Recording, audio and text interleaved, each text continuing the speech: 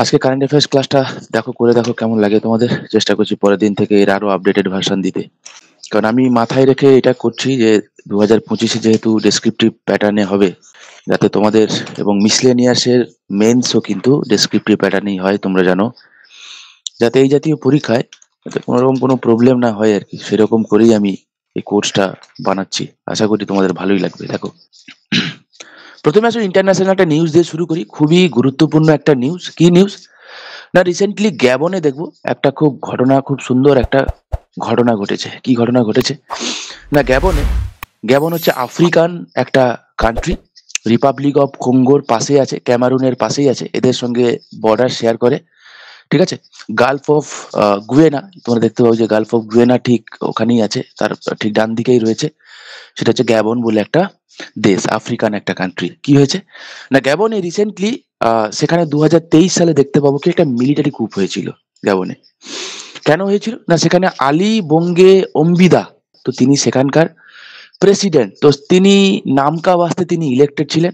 তারও আগে যিনি ছিলেন ওমর বঙ্গের, ঠিক আছে, মানে তিনি হচ্ছে আলী বঙ্গ অম্বিদার, আহ তিনি হচ্ছে ওমর বঙ্গের ছেলে আর কি। তো ওমর বঙ্গের কে ছিল, ওমর বঙ্গের ছিল সেখানকার রাষ্ট্রপতি 1967 সাল থেকে 2009 সাল পর্যন্ত। তিনি যতদিন আমৃত্যু, মানে 1967 পরে তিনি যতদিন বেঁচে ছিলেন তিনি রাষ্ট্রপতি ছিলেন, নামকা ওয়াস্তে রাষ্ট্রপতি। তো বেসিক্যালি সেটা রাজতন্ত্রের মতো চলছিল, ঠিক আছে, তার ছেলে এরকম হয়ে হয়ে হয়ে হয়ে চলছিল। তো ফাইনালি 2023 সালে সেখানে একটা মিলিটারি কুপ হয়, এবং মিলিটারি কুপ হয়ে যাওয়ার পরে সেখানে একটা জান্টা প্রতিষ্ঠিত হয়, বা জুনটা, JUNTA। ঠিক আছে, জুনটা মানে হচ্ছে মানে একটা ট্রানজিশনাল একটা গভর্নমেন্ট, যেমন আমরা বাংলাদেশে দেখতে পাবো, যদিও বাংলাদেশেরটা জুনটা নয়, সেখানে অন্তর্বর্তীকালীন একটা সরকার গঠন করা হয়েছে। পার্মানেন্ট সরকার কিন্তু সেখানে এখনো গঠন করা হয়নি, যেখানে লিড করছে কে, মোহাম্মদ ইউনুস, রাইট। তো সেরকমই একটা জুনটার প্রতিষ্ঠিত করা হয়, এবং সেটা মিলিটারি যিনি হেড ছিলেন তার প্রতিনিধিত্ব বলবো না, মানে তাকে সামনে রেখে সেটা করা হয়েছিল, যার নাম দেওয়া হয়েছিল committee for the transition and restoration of institution. ঠিক আছে, committee for the transition and restoration of institution, যারা কি এই 2023 সালের আগস্ট মাস থেকে এখনো পর্যন্ত দেখে গেছে। এবং গ্যাবনে রিসেন্টলি দিন 4-5 আগে গ্যাবনে সেখানে কি করা হয়েছে, একটা রেফারেন্ডাম হয়েছে বা গণভোট হয়েছে, আই হোপ তোমরা জানো। তো সেই রেফারেন্ডামে 91% লোক সেখানে ভোট দিয়েছে যে হ্যাঁ, আমাদের দেশে নতুন সংবিধান চাই। ঠিক আছে, আমাদের দেশের নতুন সংবিধান চাই, এবং গ্যাবন কি করেছে, নতুন একটা কনস্টিটিউশন অ্যাডাপ্ট করতে চলেছে, যেটা 2025 সাল থেকে মোটামুটি ভাবে বলা হচ্ছে যে লাগু হয়ে যাবে। সেই নতুন যে সংশোধিত যে সংবিধান, সেখানে একটা প্রভিশন এরকম আছে যে একজন প্রেসিডেন্ট, তিনি আনলিমিটেড সময় পর্যন্ত থাকবেন না। ঠিক আছে, তিনি থাকবেন একটা টার্মের জন্য 7 বছর করে, দুবার ম্যাক্সিমাম তিনি থাকতে পারেন। ঠিক আছে, অ্যাট এ টাইম 7 বছর করে, মানে ম্যাক্সিমাম যদি থাকে, যেমন আমাদের 5 বছর আছে, আমেরিকাতে 4 বছর আছে। ঠিক আছে, তো তেমনিও গ্যাবনে বলেছে কি যে অ্যাট এ টাইম 7 বছর করে ম্যাক্সিমাম তিনি দুটো টাইম থাকতে পারেন। এবং গ্যাবনে কি হলো না, সেখানে আমরা দেখতে পাবো কি যে সেখানে নতুন সংবিধান তো নেওয়াই হলো, সেখানে গণতান্ত্রিক সরকার, মানে ডেমোক্রেটিক গভর্নমেন্ট সেখানে প্রতিষ্ঠিত হলো। ঠিক আছে, তাহলে যদি বলে যে আফ্রিকার কোন দেশে রিসেন্টলি নতুন রেফারেন্ডামের মাধ্যমে সেখানে নতুন কনস্টিটিউশন গৃহীত হয়েছে, দেশটার নাম হচ্ছে কি না গ্যাবন। আই হোপ মনে থাকবে, রাইট। চলো নেক্সট আসো। তো যিনি ছিলেন গ্যাবনের, যিনি প্রেসিডেন্ট যিনি ছিলেন, আলী বঙ্গ অম্বিদা। ঠিক আছে, সরি, অন্দিম্বা, অন্দিম্বা। ওকে, চলো নেক্সট আছে খুব গুরুত্বপূর্ণ একটা নিউজ, এনভায়রনমেন্ট এবং ইকোলজি রিলেটেড নিউজ, এবং খুব খুব খুব গুরুত্বপূর্ণ একটা নিউজ। রিসেন্টলি দেখতে পাবো কি যে ইন্ডিয়ার থার্ড লার্জেস্ট টাইগার রিজার্ভ হিসাবে ডিক্লেয়ার করা হয়েছে, থার্ড লার্জেস্ট। ঠিক আছে, মানে আমি দামো টাইগার রিজার্ভকে যদি আমি বাদ রাখি, দামো তো এখনো পর্যন্ত হয়নি, দামো যদি হয়ে যায় তাহলে পিকচারটা একটু বদলে যাবে, তোমরা কারেন্ট অ্যাফেয়ার্সে পড়েছো। বাট দামোটা হয়নি, তো সেটাকে আপাতত সরিয়ে রেখে এখন পর্যন্ত দেখতে গেলে লার্জেস্ট টাইগার রিজার্ভ যেটা, সেটা হচ্ছে কি Nagarjuna Sagar Srisailam, right. Largest tiger reserve কোনটা, নাগার্জুন সাগর শ্রীশৈলম, যেটা রয়েছে কোথায় না অন্ধ্রপ্রদেশে রয়েছে। এবং ঠিক তারপরে হচ্ছে মানস টাইগার রিজার্ভ হচ্ছে সেকেন্ড লার্জেস্ট টাইগার রিজার্ভ, ওকে, দেশে। তাহলে সব থেকে বড়, আমি আবার বলছি, দামোকে যদি আমি সাইডে রাখি, কারণ দামো এখনো পর্যন্ত হয়নি, মানে পুরোপুরি ভাবে অপারেশনাল হয়নি, হয়ে গেলে তার পিকচার একটু বদলে যাবে। তো সেটাকে সাইডে রেখে হলে দামও হবে কিন্তু সব থেকে বড় টাইগার রিজার্ভ ইন ইন্ডিয়া। ঠিক আছে, তো হয়নি এখনো পর্যন্ত, কারেন্ট অ্যাফেয়ার্স আমরা পড়ে নিয়েছি, এই বছরই কারেন্ট অ্যাফেয়ার্স ছিল। বেশ, তো এখন পর্যন্ত কততম হয়েছে আমি কিভাবে আসছি। তো সব থেকে বড় টাইগার রিজার্ভ দেশের কোনটা? Nagarjuna Sagar Srisailam tiger reserve. কোথায় রয়েছে? না, অন্ধ্রপ্রদেশে রয়েছে। ঠিক তারপরেই সেকেন্ড লার্জেস্ট টাইগার রিজার্ভ রয়েছে মানস টাইগার রিজার্ভ। কোথায় রয়েছে? না, আসামে রয়েছে। রাইট, যে মানস টাইগার রিজার্ভ টাইগার ছাড়াও আরেকটা কারণে বিখ্যাত, সেখানেও কিন্তু ওয়ান হর্ন রাইনো পাওয়া যায়, অল্প বিস্তর পাওয়া যায় কাজিরাঙ্গার পরে। রাইট, আচ্ছা, এবারে কি হয়েছে না, দেশে এখনো পর্যন্ত 55খানা টাইগার রিজার্ভ ছিল। What is tiger reserve? না, বেসিক্যালি আমরা দেখতে পাবো কি, যে national tiger conservation authority, NTCA, national tiger conservation authority, এটা একটা স্ট্যাটুটারি বডি। স্ট্যাটুটারি বডি মানে কি না, parliament by act national tiger conservation authority এটা বানিয়েছিল under ministry of environment, forest and climate change. Consider the following statement করে ওরা দিয়েছিল যে ন্যাশনাল টাইগার কনজারভেশন অথরিটি এটা কোন মিনিস্ট্রির আন্ডারে আছে। তো মাথায় রেখো, এটা under the ministry of environment, forest and climate change এর আন্ডারে আছে ন্যাশনাল টাইগার কনজারভেশন অথরিটি। এটা কে বানিয়েছেন? এটা পার্লামেন্ট বানিয়েছে। পার্লামেন্ট যেহেতু বানিয়েছে, এটা পার্লামেন্ট অ্যাক্ট করে বানিয়েছে, এবং পার্লামেন্ট অ্যাক্ট করে যেহেতু বানিয়েছে, তাই এটা একটা স্ট্যাটুটারি বডি। কবে তৈরি হয়েছিল? খুব ইম্পর্টেন্ট নেক্সট কথা, না এটা তৈরি হয়েছিল 2005 সালে। 2005 সালে তৈরি হয়েছিল, এবং এ কোন অ্যাক্ট দ্বারা ইনফ্লুয়েন্স হয়েছিল? না, এটা হয়েছিল, তোমরা জানো যে wild life protection act. Wild life protection act যেটা হয়েছিল 1972-তে। তো ওয়াইল্ড লাইফ প্রোটেকশন অ্যাক্ট দিয়ে কি হয়েছিল না, আমরা সেই ওয়াইল্ড লাইফ প্রোটেকশন অ্যাক্ট থেকে ইন্সপায়ার্ড হয়ে 2005 সালে আমরা কি করেছিলাম, ন্যাশনাল টাইগার কনজারভেশন অথরিটি আমরা বানিয়েছিলাম, বা ইন্ডিয়ান পার্লামেন্ট বানিয়েছিল। এবং যেটা 2006 সালে একটু মডিফাই করা হয়। হ্যাঁ, তো পরীক্ষায় জানতে চেয়েছিল একবার যে ওয়াইল্ড লাইফ প্রোটেকশন অ্যাক্টটা এটা অ্যামেন্ড হয়েছিল কবে। ঠিক আছে, তো মাথায় রেখো, এটা এটা প্রত্যেকটা কথা আমি আলাদা আলাদা করে মানে সেন্টেন্স না দিয়ে কি ওয়ার্ডগুলোকে আমি সামারি করে তোমাদেরকে দেওয়ার চেষ্টা করেছি, বোঝা গেল? তা যেটা অ্যামেন্ড হয়েছিল, wild life protection act amend হয়েছিল 2006 সালে। 2006 সালে অ্যামেন্ড হয়েছিল। By the way, wild life প্রোটেকশনের মেন তাদের যে উদ্দেশ্য ছিল যে ওয়াইল্ড লাইফকে প্রোটেক্ট করা। তো স্পেসিফিক্যালি তারপরে আমরা দেখতে পাবো কি 1973-তে প্রজেক্ট টাইগারকে নেওয়া হয়েছিল টাইগারকে প্রোটেক্ট করার জন্য। কিন্তু এই টাইগারকে প্রোটেক্ট করার জন্য একটা আলাদা কোনো অথরিটি সকল ছিল না।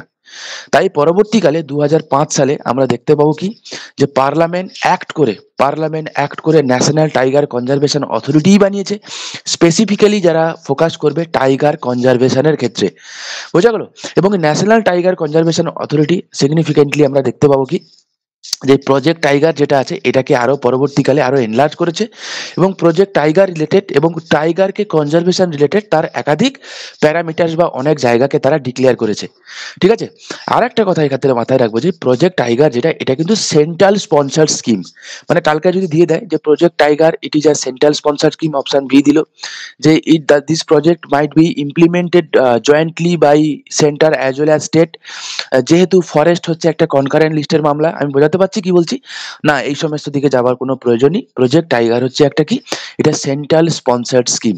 ঠিক আছে, এবং আমরা দেখতে পাবো আরো একটা কথা, যে টাইগারের পপুলেশন কি।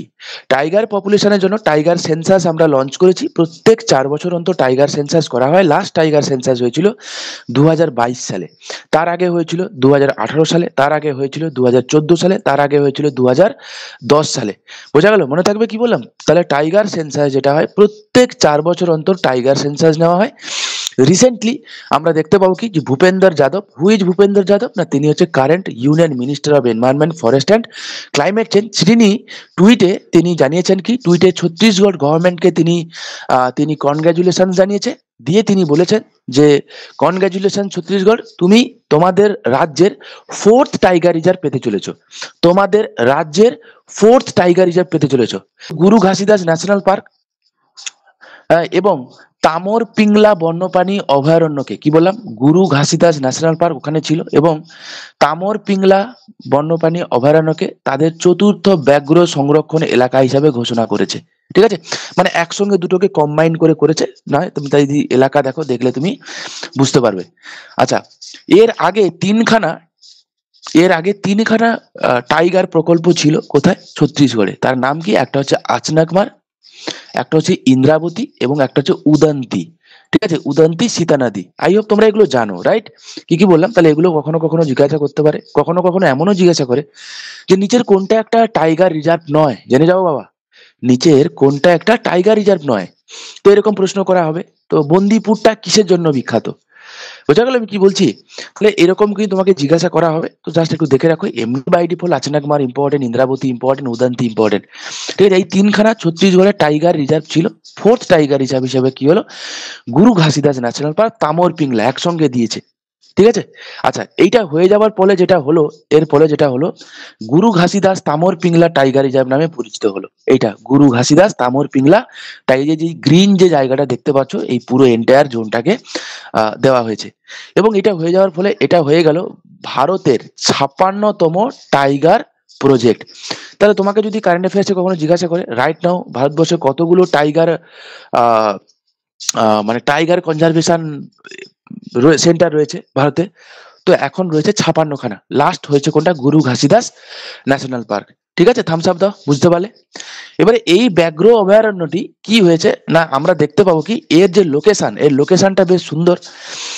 এই ব্যাঘ্র অভয়ারণ্যটি পশ্চিমে মধ্যপ্রদেশের বান্ধবগড়, এই যে জোনটা পশ্চিমে বান্ধবগড়, ঠিক আছে, অভয়ারণ্য, এবং পূর্বে ঝাড়খণ্ডের পালামু, আমরা দেখতে পাবো কি ঝাড়খণ্ডের পালামুর সঙ্গে যোগাযোগ কি করছে, রক্ষা করছে এই যে এন্টায়ার জোনটা গুরু ঘাসিদাস তাম্বর পিংলা তোমার হচ্ছে কি হচ্ছে টাইগার রিজার্ভ, মনে থাকবে?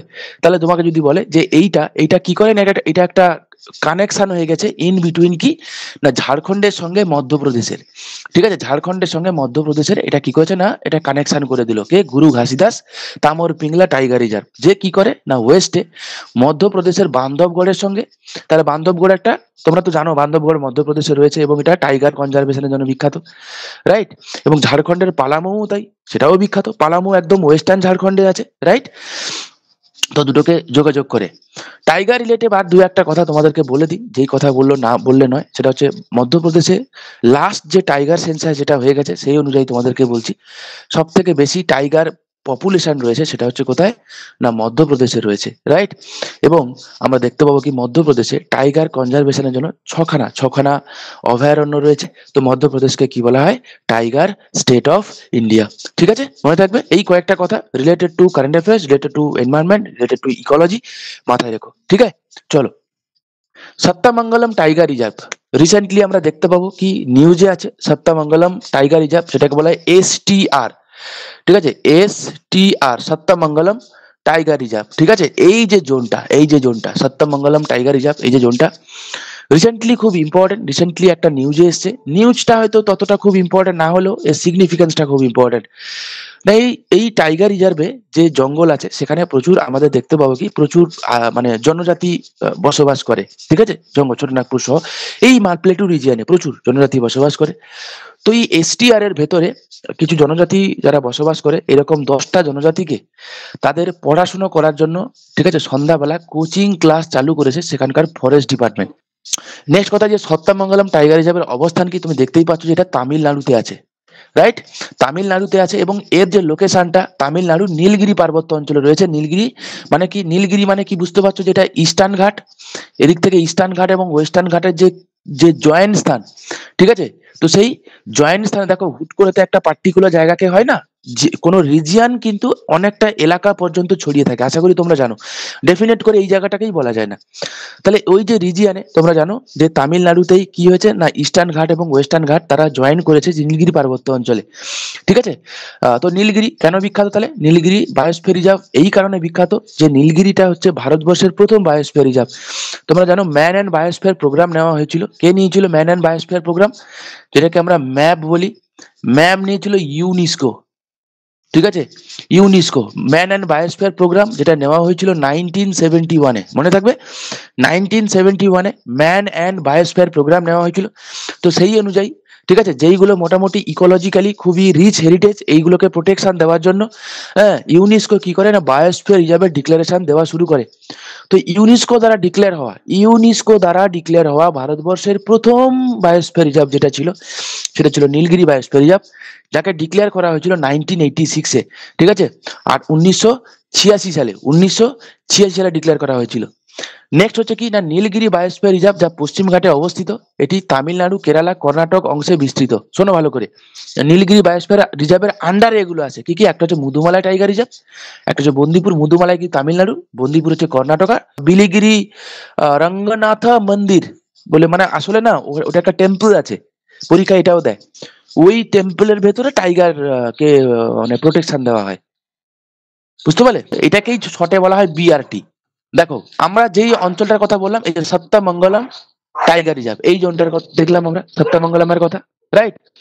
ইম্পর্টেন্ট অ্যাপয়েন্টমেন্ট গুলোকে একটু চোখ রাখি। কে সঞ্জয় মূর্তি recently comptroller and auditor general হিসেবে, ও একটা এল পড়েনি রে, জেনারেল হিসেবে নিযুক্ত হয়েছেন।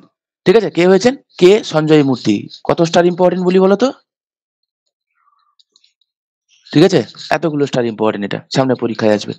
কার জায়গায় তিনি হয়েছেন? তিনি গিরিশচন্দ্র মুর্মুর তিনি উত্তরসূরি হিসেবে তিনি অ্যাপয়েন্ট পেয়েছেন। আচ্ছা, তাহলে কে সঞ্জয় মূর্তি? তাহলে আমাকে যখন পরীক্ষায় বলবে, পাশে যখন বন্ধুটাকে জিজ্ঞাসা করবে যে কে কে কে কম্পট্রোলার অডিটর জেনারেল কে, তুমি তাকে কি উত্তর দেবে? কে কে, ঠিক, কে কে। ওকে, তো মনে রাখার মতো এরকম, কে সঞ্জয় মূর্তি। কে সঞ্জয় মূর্তি, হ্যাঁ সত্যি সত্যি নামই হচ্ছে কে সঞ্জয় মূর্তি। কি হয়েছেন? ক্যাগ হয়েছেন, auditor comptroller and auditor general of India. ঠিক আছে।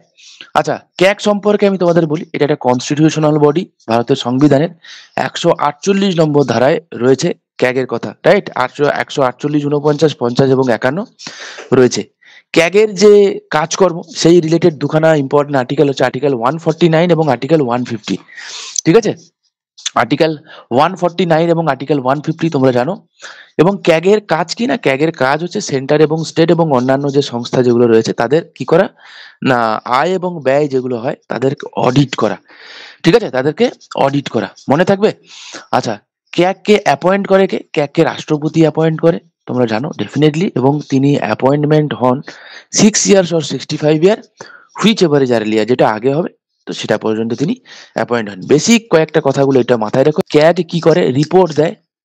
ঠিক আছে, ক্যাগ রিপোর্ট কাকে দেয় না, প্রেসিডেন্টকে দেয়। প্রেসিডেন্ট কি করে? পার্লামেন্টে পাবলিক অ্যাকাউন্ট কমিটিতে দেয়। পাবলিক অ্যাকাউন্ট কমিটি কি করে না, এই ক্যাগের যে রিপোর্টটা সেটাকে ও দেখভাল করে, দেখে টেকে নেয়, না ঠিক আছে দিয়ে কি করে, সই করে দিলে, যা ছাড়পত্র পেয়ে গেল। ঠিক আছে, এবারে ক্যাগ যেহেতু, ক্যাগ কে কি বলা হয়? Guardian of the public purse. কারণ স্বাভাবিকভাবে যেহেতু এই জনগণের টাকা পয়সাগুলো অডিট অ্যাকাউন্ট করে ক্যাগ, তো ক্যাগ কে কি বলা হয়? গার্ডিয়ান অফ পাবলিক পার্স বলা হয়, মনে থাকবে। গার্ডিয়ান অফ পাবলিক পার্স কাকে বলা হয়? ক্যাগ কে বলা হয়। ওকে, আর ক্যাগ যেহেতু সমস্ত কাজকর্ম করে প্যাককে দিয়ে দেয়, তাই ক্যাগ কে বলা হয় প্যাকের। ক্যাগ কে বলা হয় প্যাকের কি?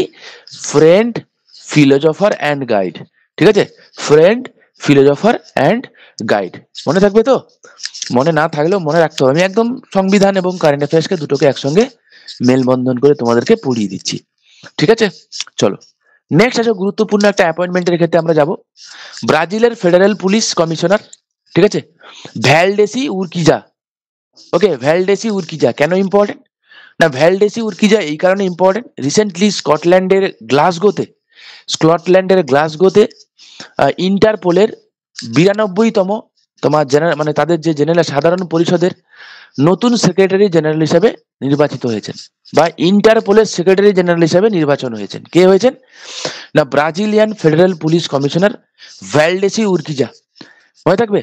আচ্ছা, এইটাই ইটসেলফ ইম্পর্টেন্ট। আর কয়েকটা কথা ইম্পর্টেন্ট, সেটা হচ্ছে স্কটল্যান্ডের গ্লাসগো আর একটা কারণে important, Commonwealth game. Commonwealth game এর পরে হবে 2026 সালে। ঠিক আছে, অ্যাকচুয়ালি কমনওয়েলথ গেম বা সিডব্লিউজি এটা 2026 সালে হওয়ার কথা ছিল, অস্ট্রেলিয়াতে হওয়ার কথা ছিল, কিন্তু তাদের ফাইন্যান্সিয়াল কন্ডিশন খারাপ হয়ে যাওয়ার দরুন অস্ট্রেলিয়া আর এটাকে তারা আর করতে পারছে না।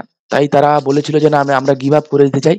তো ফাইনালি বহুদিন ধরে ঝুলেছিল, তো এই দিন কয়েক আগে ডিক্লেয়ার করা হলো যে স্কটল্যান্ডের গ্লাসগো উইল বি দা, মানে সেটা হবে কমনওয়েলথ গেম 2026 সালে। কমনওয়েলথ গেমস হবে কোথায় না, সেটা বললাম স্কটল্যান্ডের গ্লাসগোতে, মনে থাকবে। ফার্স্ট কমনওয়েলথ গেম সেটা হয়েছিল 1930 সালে, সেটা হয়েছিল হ্যামিল্টন কানাডাতে হয়েছিল। সেটা হয়েছিল কোথায়? হ্যামিল্টন কানাডাতে হয়েছিল। ঠিক আছে, মনে থাকবে, ফার্স্ট কমনওয়েলথ গেমস হয়েছিল হ্যামিল্টন কানাডাতে হয়েছিল। ইন্ডিয়া একবারই কমনওয়েলথ গেম হোস্ট করেছিল, ইন্ডিয়া একবার কমনওয়েলথ গেম হোস্ট করেছিল, যেটা হচ্ছে 2010 সালে।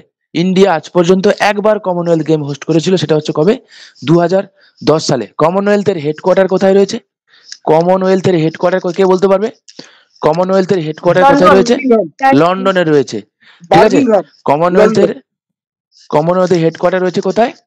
লন্ডনে রয়েছে। যেই কথাগুলো বললাম মনে রাখবে বাবা, হ্যাঁ, যেই কথাগুলো বলছি মনে রাখবে, হ্যাঁ মনে রাখবে। আচ্ছা হলো, এবারে আসো তো। এই সাথে এটাতে গেল স্কটল্যান্ড থেকে ডিরাইভ করা এই জিকে গুলো ছিল বা এই কারেন্ট অ্যাফেয়ার্স গুলো ছিল। ব্যাক টু দ্য টপিক, ইন্টারপোলের কথা বলি। What is Interpol? না, ইন্টারপোল হচ্ছে একটা মোটামুটি ভাবে ইন্টারন্যাশনালি তারা এই যে ক্রাইম গুলো যেগুলো হয় সেগুলোকে রিকগনাইজ করা, মানে যাতে সেগুলোকে রোকা যায়, এই জন্য ইন্টারপোল তৈরি করা হয়েছিল। ইন্টারপোল তৈরি করা হয়েছিল 1923 সালে, ঠিক আছে। ইন্টারপোল কবে হয়েছিল? 1923 সালে তৈরি হয়েছিল। ইন্টারপোলের হেডকোয়ার্টার আছে ফ্রান্সের লিওনে, ঠিক আছে, ফ্রান্সের লিওনে। ইন্টারপোলের ফুল ফর্ম হচ্ছে international criminal police organisation. Interpol কি বললাম? International criminal police organisation. মনে থাকবে, যেই কয়েকটা কথা বললাম এগুলো একদম কিওয়ার্ড, এগুলো বাদ দিয়ে পড়া যায় না, পাপ হবে, ঠিক আছে। চলো তাহলে কে হয়েছে ইন্টারপোলের নতুন সেক্রেটারি জেনারেল? সেটা হচ্ছে ভ্যালডেসি উরকিজা। নেক্সট আছে স্পোর্টসের দিকে যাই। ওড়িশা 14তম সিনিয়র ন্যাশনাল হকি চ্যাম্পিয়নশিপে সোনা জয় করেছে, ঠিক আছে, হরিয়ানাকে হারিয়ে। নেক্সট হচ্ছে ডে। ডে গুলো খুব ইম্পর্টেন্ট, মানে যে কটা ডে আছে অল্প অল্প করে পড়বো। একটা হচ্ছে জাতীয় একতা দিবস বা ন্যাশনাল ইন্টিগ্রেশন ডে, ঠিক আছে। ন্যাশনাল ইন্টিগ্রেশন ডে প্রত্যেক বছর 19 নভেম্বর পালন করা হয়। কেন পালন করা হয়? না, ভারতের প্রথম মহিলা প্রধানমন্ত্রী ইন্দিরা গান্ধীর জন্মবার্ষিকী স্মরণ করে। মনে থাকবে? তাহলে প্রথমত এখান থেকে একটা জিকে আছে, ভারতের প্রথম মহিলা প্রধানমন্ত্রী কে ছিলেন, এটা একটা জিকে। কে? সেটা হচ্ছে ইন্দিরা গান্ধী।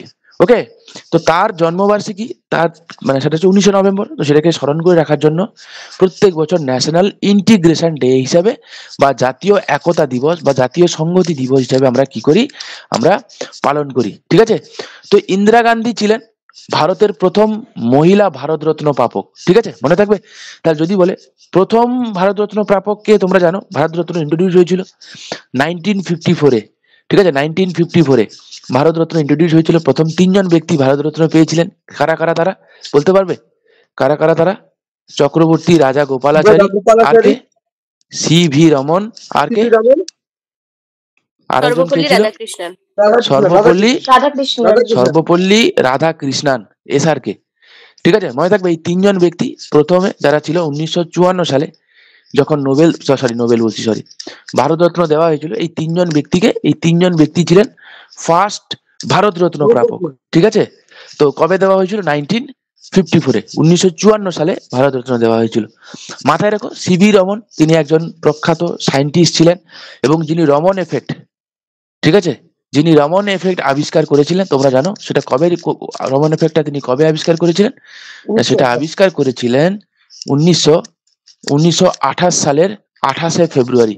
মনে থাকবে, 1928 সালের 28শে ফেব্রুয়ারি। এই কারণে 28শে ফেব্রুয়ারি দিনটাতে প্রত্যেক বছর ন্যাশনাল ন্যাশনাল সায়েন্স ডে হিসাবে ন্যাশনাল সায়েন্স ডে হিসাবে পালন করা হয়।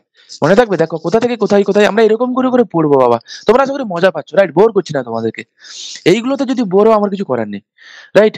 আচ্ছা, তো কি বললাম আমি? তো ন্যাশনাল সায়েন্স ডে হিসাবে পালন করা হয় কবে? 28শে ফেব্রুয়ারি দিনটাতে ন্যাশনাল সায়েন্স ডে হিসাবে পালন করা হয়। ওকে, এই রমন এফেক্টটা আবিষ্কার করার জন্য তিনি 1930 সালে তিনি কি পান? না, তিনি নোবেল পান। আচ্ছা, ফিন সুইমিং তোমরা জানো, এটা সুইমিং এরই এক ধরনের স্টাইল, হ্যাঁ, ফিন সুইমিং।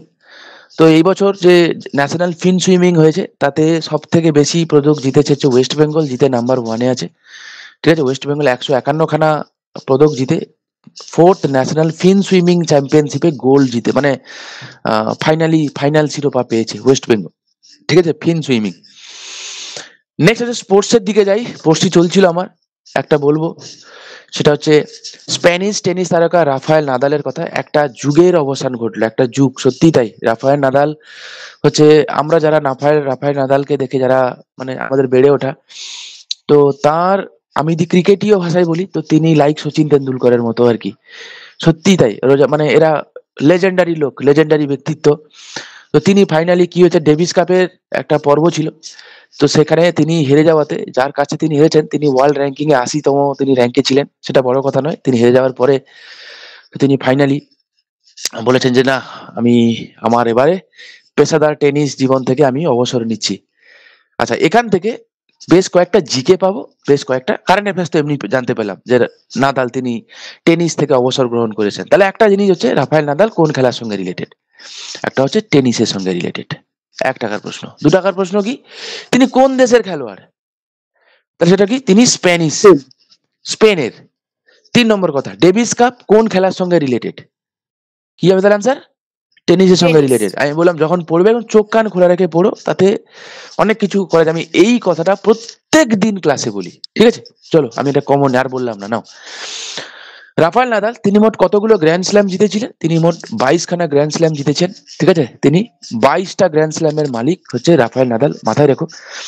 এবং একটা কথা মাথায় রাখি, আইটিএফ তোমরা শুনে থাকবে, বা ইন্টারন্যাশনাল টেনিস ফেডারেশন। কারণ মনে হতো স্যার এগুলো কেন পড়াচ্ছেন? এই কারণে পড়াচ্ছি বাবা, মিসলেনিয়াসের মেন্সে, মিসলেনিয়াসের মেন্সে বা WBCS এর 2025-এ যখন মেন্স হবে, যদি ওরা ডেসক্রিপটিভ প্যাটার্নে যায়, প্রিভিয়াস কোশ্চেনে তোমরা দেখতে পাবে সেখানে যে জিকে সেকশন যেটা ছিল না, ডিকে কাইন্ড অ্যাফেয়ার্স এর, সেখানে বেশ কিছু অ্যাব্রিভিয়েশন ওরা দিয়ে দিত। 10টা মতো অ্যাব্রিভিয়েশন থাকতো, বা ওখানে আরো বেশি থাকতো, 15 টাকার মতো থাকতো। 10টা করতে বলা হতো, বলে করো, প্রত্যেকটা করলে 2 টাকা করে। 10 × 2 20 নম্বর। বোঝাতে পারলাম না? বোঝাতে পারলাম না? মিসলেনিয়াসে 5খানা মানে থাকতো, নাম্বারও 8টা 10টার মতো থাকতো। অ্যাব্রিভিয়েশন করতে হবে নিখুঁত, লিখতে পারলে 2 টাকা, না লিখতে পারলে বাস ফাঁকা। আমি এই জন্য এগুলো করিয়ে দিচ্ছি, আর এগুলো খুব ইম্পর্টেন্ট। বোঝা গেল কি বললাম? মানে আমি এমনি টাইম পাস করবো বলে তোমাদের দিচ্ছি না, এটাই বলা, আর কিছু না। ইন্টারন্যাশনাল টেনিস ফেডারেশন আইটিএফ, যার হেডকোয়ার্টার কোথায়? হেডকোয়ার্টার আছে লন্ডনে, লন্ডনে, লন্ডনে, লন্ডনে। মনে থাকবে, মাথায় রাখবে। আচ্ছা, অ্যামনেস্টি ইন্টারন্যাশনালের হেডকোয়ার্টার কোথায় আছে? লন্ডন লন্ডন ইংল্যান্ডের লন্ডন। লন্ডন ঠিক আছে। আচ্ছা, অ্যামনেস্টি ইন্টারন্যাশনাল কেন বিখ্যাত? এটা একটা হিউম্যান রাইট এজেন্সি। এক্স্যাক্টলি, এটা হিউম্যান রাইট এজেন্সি। আর একটা কথা, তুমি 10ই ডিসেম্বরের কথা যেহেতু বললে, আমি তাই তোমাদেরকে দুটো কথা বলে দিই। 10th ডিসেম্বর কেন important? 10th December, 10th December হচ্ছে, একদিন নোবেল দেওয়া হয়, আবার এই নোবেল দিনটাও দেয়া পালন করা হয় এটা হচ্ছে মানবাধিকার দিবস। হিউম্যান রাইট ডে, তাই তো? হ্যাঁ কেন জানো? কারণ 1948 সালে, হ্যাঁ, UNGA, universal declaration of human right, কি বললাম? ডিক্লারেশন অফ হিউম্যান রাইট, পরীক্ষায় দেবে এটা, যে united nation general assembly declaration of human right কবে করেছিলেন? 1948 সালে। এবং সেই দিনটা ছিল 10th December. Universal declaration of human right কে করেছিল? United nation general assembly. কবে করেছিল? হাল ফিলহালে কোশ্চেন পেপার দেখছো তো, এরপরে কি মনে হয় না একটু ভালো করে পড়াশোনা করি? দেখো, আমি বলছি যে ভুলভাল জিনিস না পড়ে ঠিকঠাক জিনিস কম পড়ে পড়ো, আমি এটা বলছি। Universal declaration of human right, যেটা 1948 সালে কে করেছিল? ইউএনজিএ, বারবার বলছি ইউএনজিএ করেছিল এটা, ঠিক আছে? এই কারণে প্রত্যেক বছর 10th ডিসেম্বর দিনটাতে না কি করা হয় না, হিউম্যান রাইট ডে হিসেবে পালন করা হয়। মনে থাকবে আশা করি, আই হোপ। নিশ্চয়ই এটা মনে রাখার মতোই জিনিস, এবং প্রত্যেকটা জিনিস ইম্পর্টেন্ট। তো ডেভিস কাপ, তো টেনিসের রিলেটেড, টেনিস রিলেটেড যে 2খানা কাপ, ইম্পর্টেন্ট কাপ তো একাধিকই আছে, যে কাপগুলো খুব ইম্পর্টেন্ট, খুব important. Davis Cup, Hoffman Cup. আমি অ্যাপার্ট ফ্রম উইম্বলডন, এগুলো কিন্তু আমি ছাড়া, ওই 4টে তো মনে রাখতেই হবে। আচ্ছা বলো, ওই যে উইম্বলডন হয়, ইউএস ওপেন হয়, ফ্রেঞ্চ ওপেন হয়, হয় না? সবার প্রথমে কাকে, বছরের শুরুতে কাকে দিয়ে শুরু হয়? অস্ট্রেলিয়াকে দিয়ে শুরু হয়। অস্ট্রেলিয়ান ওপেনের পরে কে হয়? ফ্রেঞ্চ ওপেন, উইম্বলডন তারপর উইম্বলডন। তারপরে হয় উইম্বলডন, তারপরে হয় ইউএস ওপেন। বুঝলে? মানে এইরকম থেকে জার্নি শুরু করে এইরকম গেছে, তাই না? দেখো, ইস্ট থেকে ওয়েস্টে পর্যন্ত গেছে। মনে থাকবে কি থাকবে না বলো? আমি তো এরকম করে মনে রাখি আর কি। দেখো, অস্ট্রেলিয়া, ওয়ার্ল্ডের ম্যাপটা একটু ইমাজিন করার চেষ্টা করো। অস্ট্রেলিয়া দিয়ে শুরু হলো, তারপরে গেছে কোথায়? ফ্রান্সে, তারপরে কোথায়? ঠিক তার উপরে, তাই না? মানে ঠিক তার এতে গেছে তোমার হচ্ছে উইম্বলডন, মানে ইংল্যান্ডে। হ্যাঁ, ইংলিশ চ্যানেলটা জাস্ট টপকেছে। আচ্ছা, ইংলিশ চ্যানেল কোন কোন দুটো দেশকে যোগ করে গো? ইংল্যান্ড আর ফ্রান্স। বাস হয়ে গেল, ইংল্যান্ড ফ্রান্স। দেখো, ফ্রান্স, তারপরে ইংল্যান্ড, তারপরে অস্ট্রেলিয়া। কি মনে থাকবে তো? মানে একদম ইস্ট থেকে ওয়েস্টে যে দেশগুলো আছে সাজিয়ে দেবে, না ঝামেলা শেষ। তো মাথায় রেখো, কখনো কখনো খুব হাটকে টাইপের কোশ্চেন দিতে পারে, যে কোনটা গ্র্যান্ড স্ল্যামটা শুরুতে হয়, কোনটা শেষে হয়, বা গ্র্যান্ড স্ল্যাম গুলো পরপর ক্রমান্বয়ে সাজাও। এনিডে জিজ্ঞাসা, যেদিন যে দেবে সেদিন তোমার বাস লেগে গেল, লাগেই। নেক্সট আসো, খুব খুব খুব খুব খুব ইম্পর্টেন্ট একটা কোশ্চেন, এবং এর সঙ্গে বাঙালির অনেক স্মৃতি জড়িত আছে, ঠিক। আর আমরা যারা বাঙালি, বিশেষ করে যারা, আমাদের তো গর্ব, সত্যজিৎ রায় তো আমাদের অহংকার, হ্যাঁ কি না? বেশ, যেটা আমি বলছিলাম আমি, তো একটা হচ্ছে পথের পাঁচালী, একটা হচ্ছে অপরাজিতা, একটা হচ্ছে অপুর সংসার, ঠিক আছে? পথের পাঁচালী ছিল এই ট্রায়োলজির প্রথম রিলিজ হওয়া সিনেমা, যেটা ইংরেজি ছিল song of the little road. Okay, তো 1955 সালে মুক্তিপ্রাপ্ত সিনেমা, 1955, 56 এবং 1959 সালে। এবং তখন ফাইন্যান্স করেছিল ওয়েস্ট বেঙ্গল গভর্নমেন্টের তথ্য সংস্কৃতি ডিপার্টমেন্ট, ঠিক আছে? তখন হতো, দেখ, তো উমা দাশগুপ্ত, তোমরা কি কেউ দেখেছো পথের পাঁচালী? কে দেখোনি আগে বলো তো, কেউ দেখেছো বলবো না। ওকে, তো পথের পাঁচালী 1955 সালে মুক্তি পেয়েছিলেন, কিন্তু এই সিনেমাটায় সঙ্গীত পরিচালক কে ছিলেন? পণ্ডিত রবিশঙ্করজি, ঠিক আছে? তো সব কটা লেজেন্ডারি লোক এই জায়গায় অ্যাড হয়েছিলেন। তো সেই সিনেমা ওয়ার্ল্ড ক্লাসিক হবে না তো কি হবে? তো তাই আমরা দেখতে পাবো কি, পথের পাঁচালী সিনেমাকে কি ডিক্লেয়ার করা হয়েছিল গো? Cinema of the century declare করা হয়েছিল, মনে থাকবে? সায়েন্স অ্যান্ড টেকনোলজির কথা বলি। এলন মাস্কের স্পেস এক্স ইসরোর যোগাযোগ স্যাটেলাইট GSAT-N2 মহাকাশে উৎক্ষেপণ করেছে। আচ্ছা, GSAT-N2 মাথায় রাখবে যে ইন্ডিয়ার সঙ্গে, মানে ইসরোর সঙ্গে স্পেস এক্স এর বেশ কিছু কিছু চুক্তি হয়েছিল কিছু স্যাটেলাইট উৎক্ষেপণ করার জন্য। ওকে, তার মধ্যে এটা one of the first satellite ছিল, এটা হচ্ছে এটা GSAT-N2। ওকে, তো মাথায় রাখবে, পরীক্ষায় তোমাকে দেবে যে GSAT-N2 এটা কিরকম, মানে কি কারণে উত্থাপন করা হয়েছে। এটা কিন্তু একটা কি, এটা কমিউনিকেশন স্যাটেলাইট, মনে থাকবে, কমিউনিকেশন স্যাটেলাইট। নেক্সট আসো, একটা বলি যে আগে আমাদের রাশিয়ার সঙ্গে ইন্ডিয়ার যে ব্যবসা বাণিজ্য যেটা হতো, তার একটা রুট ছিল, ঠিক আছে?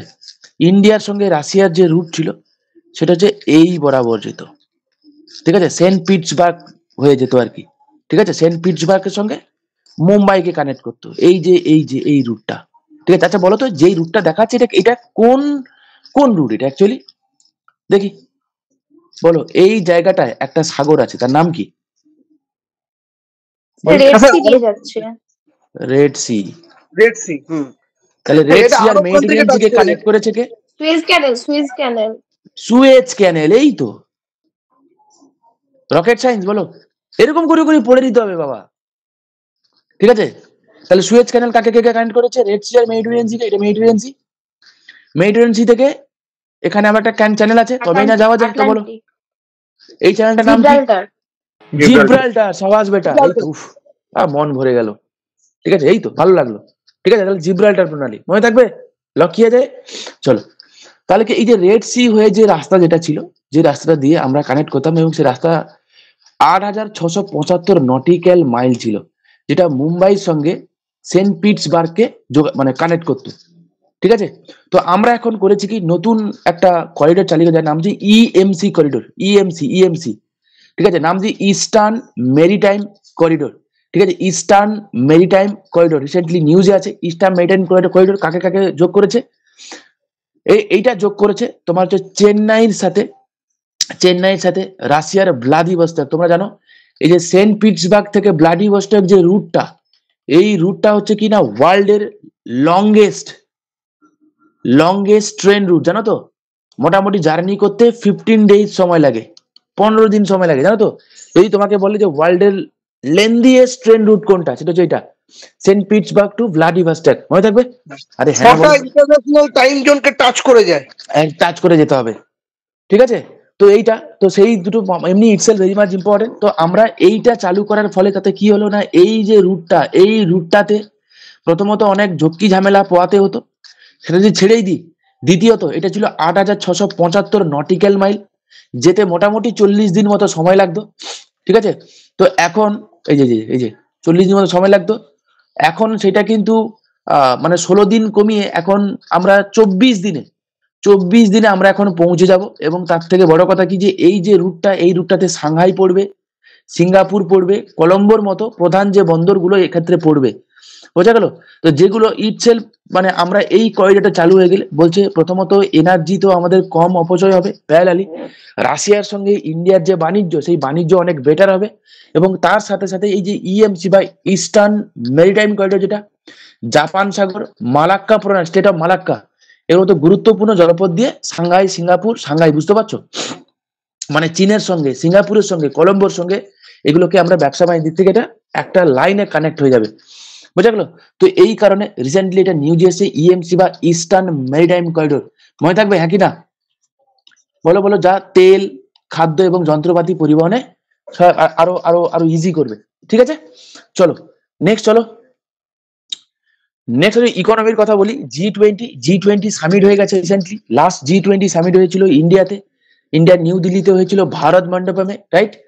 তো রিসেন্টলি আমরা দেখতে পাবো কি যে জি20 সামিট যেটা হয়েছে সেটা কোথায় হয়েছে না, এটা সাউথ আফ্রিকাতে হয়েছে। এবং লাস্ট ইয়ারে আমরা দেখেছিলাম যে ইন্ডিয়া সাউথ আফ্রিকার হাতে, ব্রাজিলে সরি হয়েছে। ব্রাজিলের হাতে তুলে দিয়েছিল, এবং ব্রাজিল কি করেছে, সাউথ আফ্রিকার হাতে ব্যাটালিয়ন তুলে দিয়েছে।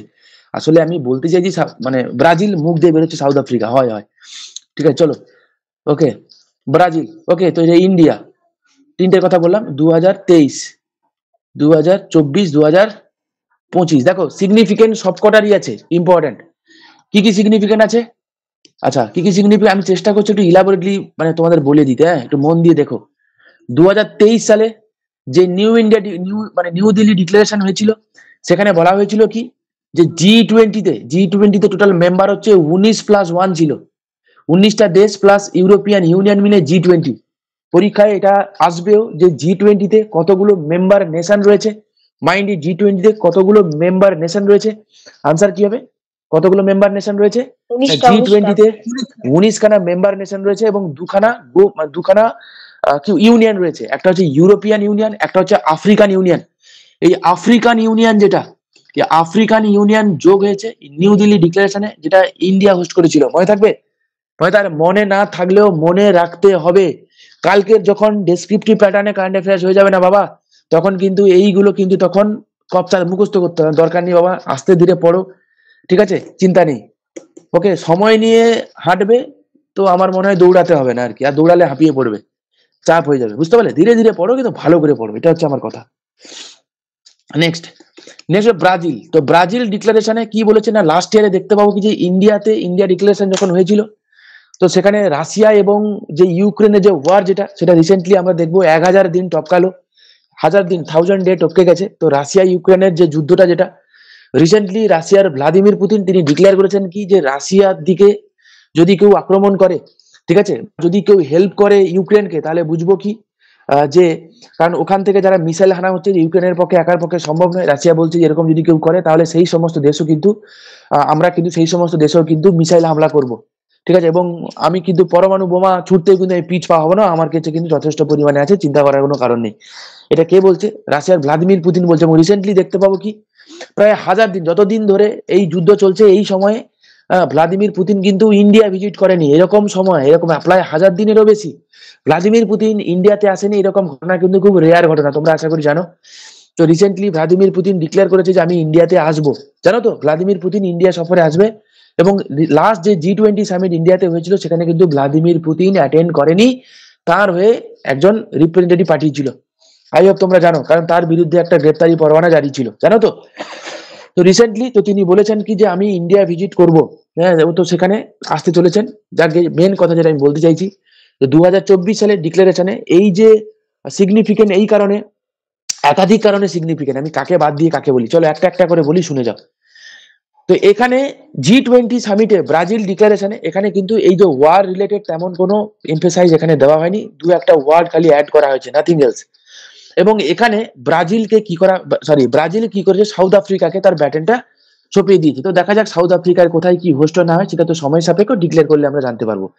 2025 সালে জি20 হোস্টিং কান্ট্রি কি হবে? সাউথ আফ্রিকা হবে। I hope G20 related basic যে ইনফরমেশন গুলো তোমাদের ক্লিয়ার হয়ে গেছে। নেক্সট কথা, যদি তোমরা ইউপিএসসি দাও বা কালকে যদি কোনো পরীক্ষা হয়, তুমি দেখো জি20 দেশগুলো কোথায় কোথায় ছড়িয়ে ছিটিয়ে রয়েছে, খালি ম্যাপটাকে স্টাডি করো। কানাডা রয়েছে, ইউএসএ রয়েছে, মেক্সিকো রয়েছে, ব্রাজিল রয়েছে, হ্যাঁ, আর্জেন্টিনা রয়েছে, তুমি খালি দেখো ইউকে রয়েছে, রাইট? তাহলে এই যে দেশগুলো যেগুলো রয়েছে, যেগুলো আমরা, সাউথ আফ্রিকা রয়েছে, ইন্ডিয়া রয়েছে, হ্যাঁ ইন্ডিয়া রয়েছে, চায়না রয়েছে, রাশিয়া রয়েছে, জাপান রয়েছে, সাউথ কোরিয়া রয়েছে। দেখো তাহলে মোরাল অফ দ্য স্টোরি, কালকে যদি তোমাকে দেয় যে জি20 যে দেশভুক্ত রয়েছে, সেগুলো ওয়ার্ল্ডের সমস্ত কন্টিনেন্ট থেকে আছে, বলো এই যে স্টেটমেন্টটা ঠিক না ভুল? যদি কালকে দেয় যে জি20 ভুক্ত যে দেশগুলো যেগুলো রয়েছে, সেগুলো মোটামুটি ওয়ার্ল্ডের সবকটা কন্টিনেন্ট থেকে রয়েছে, বলো আমাদের কতগুলো কন্টিনেন্ট রয়েছে? একদম ঠিক স্যার। 5খানা কন্টিনেন্ট, বলো ঠিক না ভুল? ঠিক না ভুল? কালকে যদি ভাবো যে এই স্টেটমেন্টটা কি রে বাবা, দেখো ইউপিএসসি তে তোমাকে কিন্তু বিরাট কিছু জিনিস জানতে চাওয়া হয় না, কিন্তু যে জিনিস জানতে চাওয়া হয় সেই জিনিসটা যেন একটু ইন্টেলেকচুয়ালি বুদ্ধিদীপ্ত হয়। ঠিক বলছি তো? তোমরা কি ইউপিএসসি কোশ্চেন পেপার ফলো করো? কোন দেশ আছে স্যার? হ্যাঁ হ্যাঁ, সরি, আন্টার্কটিকা মহাদেশ থেকে কোন দেশ আছে? না আন্টার্কটিকা মহাদেশ ওইটা তো তোমার মানে কি, ওটা তো মহাদেশ হিসাবে বললে ওটা তো আর ঠিক কি বলি, ওটা তো কোনো দেশ নেই না। আন্টার্কটিকা যেটা ইটসেলফ একটা, ওই জায়গাতে কেউ কিন্তু হস্তক্ষেপ করে না। আন্টার্কটিকাকে কি কোনো দেশ রয়েছে বলো? না কিন্তু স্যার আপনি যে বললেন এখানে কি সমস্ত মানে স্টেটমেন্টটা যেটা দিলেন এবার তো আচ্ছা বুঝতে পেরেছি, তুমি যে বলছো যে আন্টার্কটিকা যেহেতু একটা কন্টিনেন্ট মানে একটা, সেক্ষেত্রে ওখান থেকে কোনো দেশ নেই। দেশ আচ্ছা চলো, যদি কোনো দেশ নেই সেটা তো পরের কথা। আপনি বললেন সমস্ত কন্টিনেন্টে কি তো মেম্বাররা আছে, এটা কি ঠিক? মানে আচ্ছা ধরুন আমি আন্টার্কটিকাকে ধরলাম না কিন্তু পিএসসি ওটাকে ধরে নিল, আবার আমি ধরলাম আচ্ছা পিএসসি ধরলো না। এবার দেখা যায়, আমি বুঝতে পারছি না যে ওরা কি মেন্টালিটি নিয়ে ধরবে। জেনারেলি শোনো, মেন্টালিটি হচ্ছে এইটা যে যেহেতু যে যে কন্টিনেন্ট গুলো হয় সেগুলো গ্রুপ মানে দেশগুলো নিয়ে তো হয়, তো আন্টার্কটিকা হচ্ছে এমন একটা কন্টিনেন্ট যেখানে কোনো দেশ নেই। তো বুঝতে পারছি না ওরা কি সেন্সে নেবে। আর যেখানে কোনো দেশই নেই তো সেখান থেকে বিলং করার তো কোনো প্রশ্ন ওঠে না। দেখা যাক, যদি মেনশন করে তাহলে এই কথাটা মাথায় রেখো যে অ্যাপার্ট ফ্রম আন্টার্কটিকা, আমার আন্টার্কটিকার কথাটা তো স্বাভাবিকভাবে যেহেতু দেশ ছিল না, ঠিক আছে, ও একটা পয়েন্ট অ্যাড করলো। মাথায় রেখো যে আন্টার্কটিকাকে যদি আমি বাদ দিই তাহলে রিমেনিং যে কটা কন্টিনেন্ট আছে সব কটা কন্টিনেন্ট থেকে রিপ্রেজেন্টেটিভ আছে। বলো এবার ঠিক না ভুল? এবার ঠিক, কোনো ডাউট নেই। তাহলে এইটুকু মাথায় রেখো, স্বাভাবিক আন্টার্কটিকা তো একটা আলাদা, ওখানে তো এমনি কোনো দেশ নেই, কোনো দেশের ওখানে কোনো মানে এখতিয়ারই নেই, কেন মানে একটা চ্যার্টার সাইন হয়েছিল তোমরা জানো, ঠিক আছে, তো যেই কারণে ওখানে গবেষণাগার এবং কিছু রিসার্চ পারপাস ছাড়া ওখানে ইউজ করা যাবে না। ঠিক আছে, আচ্ছা নেক্সট আসো, তাহলে এগুলো তোমরা আশা করি বুঝতে পারবে। রিসেন্টলি G20 সামিটের মধ্যে দেখা যাবে কি 2024 সালে একটা ডিক্লেয়ার হয়েছে যে G20 দেশভুক্ত যে কটা দেশ রয়েছে, যে 19খানা দেশ রয়েছে, সব থেকে দ্রুত হারে গ্রোথ পেয়েছে যে দেশটা, তার নাম হচ্ছে ইন্ডিয়া। তোমরা দেখতে পাবে কি রিসেন্টলি হাল ফিলহালে আফটার কোভিড পিরিয়ড ইন্ডিয়ার যে সিগনিফিকেন্স গ্লোবাল ইকোনমিতে, এটা কিন্তু বিরাট বড় ইম্প্যাক্ট পড়েছে, স্পেসিফিক্যালি জিও পলিটিক্যাল ইস্যুতে। স্পেসিফিক্যালি আমরা দেখতে পাবো কি যে এখন কোনো কিছু ইস্যুতেই ইন্ডিয়াকে সবাই সাথে পেতে চাইছে, এবং ইন্ডিয়ান প্রাইম মিনিস্টারকে অন্যান্য যে সমস্ত দেশগুলো যারা আছে তারাও চাইছে ইন্ডিয়াকে জড়িয়ে নিতে এবং তাদেরকে হাইয়েস্ট সিভিলিয়ান অ্যাওয়ার্ড দিয়েও তারা একটা বন্ধুত্বপূর্ণ সম্পর্ক স্থাপন করতে চাইছে, ঠিক কি না? রিসেন্টলি আমরা দেখতে পাবো যে হ্যাঁ, যে একাধিক দেশ, আমরা পড়বো চাপের কোনো কারণ নেই তো করছে। আচ্ছা এবারে কি, যে সেকেন্ড স্থানে রয়েছে ইন্দোনেশিয়া, তারপরে চীন রয়েছে, চীনের 4.8% গ্রোথ হয়েছে, রাশিয়া রয়েছে ফোর্থ স্থানে। তো এইটা মাথায় রাখবো কি যে G20 2000 মানে এই যে ফাইন্যান্সিয়াল ইয়ার যেটা হয়ে গেল মানে 2024 সালে যে কটা দেশ আছে G20 দেশে সব থেকে দ্রুত হারে বৃদ্ধি পেয়েছে জিডিপি, যেই দেশটা সেটার নাম হচ্ছে কি, সেটা হচ্ছে ইন্ডিয়া। দেখো ইকোনমিক গ্রোথ হয়েছে, মাইন্ড বাবা, ইকোনমিক ডেভেলপমেন্ট কিন্তু হয়নি। তো আই হোপ তোমরা এইটুকুনি বেসিক ডিফারেন্স বোঝো, what is the difference between economic growth and economic development, right? আমি প্রথম দিন ব্যাক টু দ্য বেদা, মানে শুধুমাত্র জিডিপি বেড়ে গেল, পার ক্যাপিটা ইনকাম বেড়ে গেল, এইটুকুনি। রিমেনিং যে কোনো কিছু বাড়ছে এমন কিছু নয়। সেই দিক বোঝা গেল কি বোঝা গেল না? আমি জোর করে বোঝাচ্ছি না তো। ইকোনমিক গ্রোথ অ্যান্ড ইকোনমিক ডেভেলপমেন্টের ডিফারেন্স বোঝো নিশ্চয়ই। ইকোনমিক ডেভেলপমেন্টস কিন্তু অনেক বড়, ওয়াইডার তার sense rather than economic growth, right? তো স্ট্যান্ডার্ড অফ লিভিং, তারপরে হচ্ছে লাইফ এক্সপেক্টেন্সি, এইগুলো সমস্ত আসে, সার্ভিস কি কি দিচ্ছে, অনেক কিছু আছে ইকোনমিক, সময় পিছিয়ে। এক্স্যাক্টলি। তো ইকোনমিক ডেভেলপমেন্টের যখন কথা হবে তখন তুমি যেই কথাগুলো বলছো এগুলো হেলথ হবে, এডুকেশন হবে, তারপরে তোমার হচ্ছে তোমার নর্মাল যে পাবলিক সার্ভিস যেগুলো সেগুলোর কোয়ালিটি, সেগুলো হবে, কোয়ালিটি অফ লাইফ কি হবে, এভরিথিং। এবং শুধুমাত্র প্রোভাইড করলে হবে না, তার গুণগত মান ঠিক আছে কিনা সেই দিকটাও যাচাই করা হবে। বোঝা গেল? দেখো আমি তোমাদের আগের দিন ক্লাসে বলেছিলাম না যে গভর্নমেন্ট কি করে, যে গুডস এবং সার্ভিসেস প্রোভাইড করে, তার প্রোডাকশন এবং ডিস্ট্রিবিউশন করে। যখন গভর্নমেন্ট পুরোপুরি করবে সেটা সোশ্যালিস্টিক ইকোনমি গুলোতে হবে বা কমেন্ট ইকোনমিতে হবে, যেখানে প্রোডাকশন ডিস্ট্রিবিউশন রিলেটেড ইস্যু, যেখানে গভর্নমেন্টের সঙ্গে সঙ্গে প্রাইভেট গুলো করবে। তো পিপিপি মডেল আগের দিন আমরা পড়েছিলাম কিনা? তো গভর্নমেন্ট বলেছে কি হেলথ থাকবে পিপিপি মডেলে, কোনো চাপ নেই, কিছু প্রাইভেট আছে, কিছু গভর্নমেন্ট দেবে। এবার সরকার বলছে কি যে আমরা যে সার্ভিস তোমাদেরকে দিচ্ছি, সরকার বলেনি, কিন্তু আমরা এতটাই বোকা যেগুলো বুঝি না, কি করা যাবে বলো তো? বুঝি না, না আমাদের দেশের পপুলেশন গুলো কারণ বুঝি না, কারণ বুঝতে দেওয়া হয় না। সেই সত্যজিৎ রায়ের কথা বলতে হয়, ওরা যত কম জানে, হ্যাঁ, ওরা যত বেশি জানে তত কম মানে, সিম্পল জিনিস, একদম এইটা শাসক সারা পৃথিবীর জন্য সত্যি কথা। পশ্চিমবঙ্গের সিনেমাটা ছিল, কিন্তু পশ্চিমবঙ্গের জন্য বানাই না সিনেমাটা। মগজ ধোলাই কনসেপ্ট, ভাবতে পারো কোন সময় দাঁড়িয়ে আজকে জামানায় মগজ ধোলাই হচ্ছে না, দিনে রাতে মগজ ধোলাই হচ্ছে। যা কি প্রসঙ্গ কমে যেগুলো বলছেন যে শুধুমাত্র সার্ভিস দিলে হবে না, সরকারি যারা রয়েছে, সরকারে যারা রয়েছে তারা পলিসি মেকার, তারা নিজেরা কি সরকারি সার্ভিস নিতে পারে? নয়।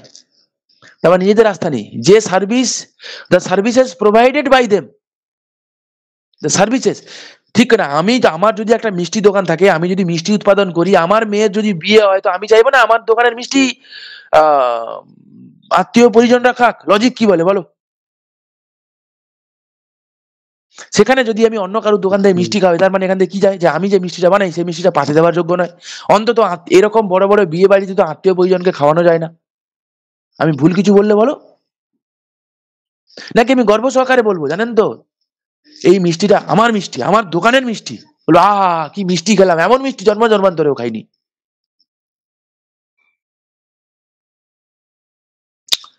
আচ্ছা, এবারে কি বলেছে দেখো, তাহলে বলছে কি ব্রাজিল 2024 সালে G20 সম্মেলন আয়োজন করেছে রিও ডি জেনিরোতে। আচ্ছা, রিও ডি জেনিরোটা সাইডে থাকুক, তোমাদেরকে আমি জিজ্ঞাসা করবো হোয়াট ইজ এজেন্ডা 21। হ্যাঁ, আমি পরে আসছি, মনে রাখবে। আনুষ্ঠানিকভাবে 2025 সালে G20 সম্মেলন সভাপতিত্ব কাকে দিয়ে দিয়েছে? দক্ষিণ আফ্রিকাকে হস্তান্তর করেছে। চলো ফিউ ফ্যাক্টস অ্যাবাউট G20 আমি তোমাদের বললাম ফাউন্ডেড হয়েছে 1999 সালে। ন্যাটো কবে তৈরি? দেখো ভাগ্যিস আমরা ন্যাটো সম্পর্কে পড়ে গেছিলাম গো, মনে আছে তোমাদেরকে? আমি ন্যাটো পড়িয়েছিলাম, মনে করো। আমার এখনো মনে আছে, ওই শুভজিৎ ও আনসারটা দিয়েছিল।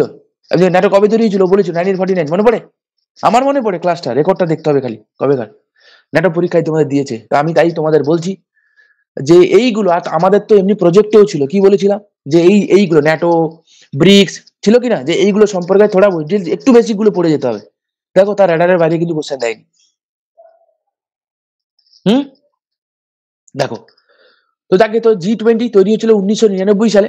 তো আফটার রেসপন্স অফ, তোমাদের মনে আছে এশিয়ান ফাইন্যান্সিয়াল ক্রাইসিস হয়েছিল, স্পেসিফিক্যালি এই যে আমাদের সিঙ্গাপুর এই সমস্ত জায়গাতে আর কি, সাউথ ইস্ট এশিয়ার ক্রাইসিস বলা ভালো, ঠিক আছে, 97-98-এ তার আউটকাম স্বরূপ আমরা দেখতে পাবো G20 তৈরি হয়েছিল। এখানে 19খানা দেশ রয়েছে, 19খানা দেশ রয়েছে। তোমার খালি কাজ হবে, আমি তোমাদেরকে কাজ দিচ্ছি, ঠিক আছে, যে কটা দেশ রয়েছে না, প্রত্যেকটা দেশের ক্যাপিটাল, প্রত্যেকটা দেশের কারেন্সি। আচ্ছা, কারেন্সি সবকটা দেশে না করলেও চলবে, আচ্ছা আগে করো, তাদের দেশের লিডার কে আছে, বোঝা গেল কি কি বললাম? কারেন্সি, ক্যাপিটাল এবং কান্ট্রি হেড কে আছে, মনে থাকবে? জাস্ট করবে, do it, just do it. তার সঙ্গে মায়ানমার, তার সঙ্গে নেপাল, ভুটান অ্যাড করে নিলে, ওদিকে তোমার হচ্ছে মরিশাস, মালদ্বীপ, এই কয়েকটা অ্যাড করে নিলে বা তুমি পড়ে চলে যাও 90% সময়, ওখান থেকে কোশ্চেন আসবে। নাও প্রমিস করছি তোমাকে, দেখে নেবে সামনে কোশ্চেন পেপার দেবে। হলো? তাহলে ইউরোপিয়ান ইউনিয়ন ছিল এর 20th মেম্বার, এবং ফাইনালি আফ্রিকান ইউনিয়ন কত হয়েছে? এর 21st মেম্বার হয়েছে, হ্যাঁ, জিওরিং দিল্লি সামিট, মনে থাকবে। নেক্সট চলো ন্যাশনাল কিছু দেখি। রিসেন্টলি সবরমতী রিভার সাইড একটা প্রজেক্ট চলছে, সবরমতী রিভার সাইড খুব নিউজে আছে। সেখানে বলা হচ্ছে সবরমতী যে নদী আছে না, সবরমতী নদী, ওকে, তো সবরমতী নদী কোথায় রয়েছে? দেখো সবরমতী নদী দুটো রাজ্যে মিলে রয়েছে, ঠিক আছে। একটা হচ্ছে কি তোমার হচ্ছে গুজরাট এবং রাজস্থান, ঠিক আছে, রাজস্থান গুজরাট বলা ভালো, এক্স্যাক্টলি। সবরমতী নদী তীরবর্তী প্রকল্পটি আহমেদাবাদ থেকে গান্ধীনগর পর্যন্ত বিস্তৃত। তাহলে কোথা থেকে কথা বলুন তো? আহমেদাবাদ থেকে গান্ধী, এই যে এইরকম। দেখো বর্ষার জল দ্বারা পুষ্ট সবরমতী নদী রাজস্থানের আরাবল্লী পাহাড় থেকে উৎপন্ন হয়ে আরব সাগরে কি খাদির কাছে কি হয়েছে, তোমার মিলিত হয়েছে, রাইট? আচ্ছা, তাহলে সবরমতী রিসেন্টলি যদি বলে সবরমতী রিভার সাইড প্রজেক্টটা এটা কোন রাজ্যে রয়েছে? আনসার কি হয়ে কোন রাজ্যে রয়েছে? প্রজেক্টটা গুজরাটের প্রজেক্ট, রাজস্থানের প্রজেক্ট নয় কিন্তু, ওকে। চলো নেক্সট আসো। আর এমনি সবরমতী নদীর তীরে গান্ধীজির সঙ্গে তো একটা রিলেটেড ছিল, কি ছিল? ডান্ডি মার্চ, বা আমি এটাই জানতে চাইছিলাম। 12ই মার্চ 1930 থেকে 6ই এপ্রিল, 12ই মার্চ 1930 থেকে 6ই এপ্রিল 1930, একদম 6 এপ্রিল 1930 পর্যন্ত মার্চটা হয়েছিল। গ্লোবাল সয়েল কনফারেন্স হয়ে গেল, খুব ইম্পর্টেন্ট। গ্লোবাল সয়েল কনফারেন্স কবে হয়েছে? 2024 সালে গ্লোবাল সয়েল কনফারেন্স হয়ে গেছে দিল্লির পুসাতে। ICAR, এটা ইন্ডিয়ান এটাই তো কাউন্সিল এখানে অফ, আছে। এটাও এখানেই রয়েছে, ঠিক আছে। ICAR, Indian Delhi. Council of agricultural research, হ্যাঁ দিল্লিতে রয়েছে, হ্যাঁ এই পুসাতে রয়েছে। আচ্ছা দেখো, তাহলে এগ্রিকালচার রিলেটেড, তাই আমরা দেখতে পাবো কি এখানে কি হয়েছে, গ্লোবাল সয়েল কনফারেন্স হয়েছে, মনে থাকবে গ্লোবাল সয়েল কনফারেন্স হয়েছে। এবারে কি না কেন হয়েছে না, মূলত মাটির যে স্বাস্থ্য, সয়েল হেলথটাকে ঠিকঠাক আছে কিনা সেটা দেখার জন্য, ক্লাইমেট চেঞ্জের সঙ্গে সয়েল হেলথটা মানে এটাকে ঠিকঠাক রাখার জন্য, তার মোকাবিলা করার জন্য, বাস্তুতন্ত্রে যেন কোনো নেগেটিভ ইফেক্ট পড়ে, এই সমস্ত কিছুকে ঠিকঠাক রাখার জন্য কি হয়েছে না গ্লোবাল সয়েল কনফারেন্স হয়।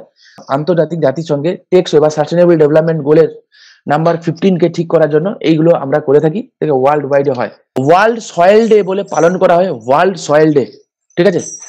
ওকে, কি বললাম, ওয়ার্ল্ড সয়েল ডে পালন করে প্রত্যেক বছর 5 ডিসেম্বর দিনটাতে ওয়ার্ল্ড সয়েল ডে হিসেবে পালন করা হয়। কেন পালন করা হয়, এই কারণেই পালন করা হয় যে মাটির টেকসই ব্যবহার বা সাস্টেনেবল ইউজ অফ সয়েল সেটার জন্য এবং তার গুরুত্ব এবং তার হেলথ ঠিকঠাক থাকে, অ্যাওয়ারনেস বাড়ানোর জন্য কি করা হয় না ওয়ার্ল্ড সয়েল ডে পালন করা হয় 5 ডিসেম্বর দিনটাতে, মনে থাকবে।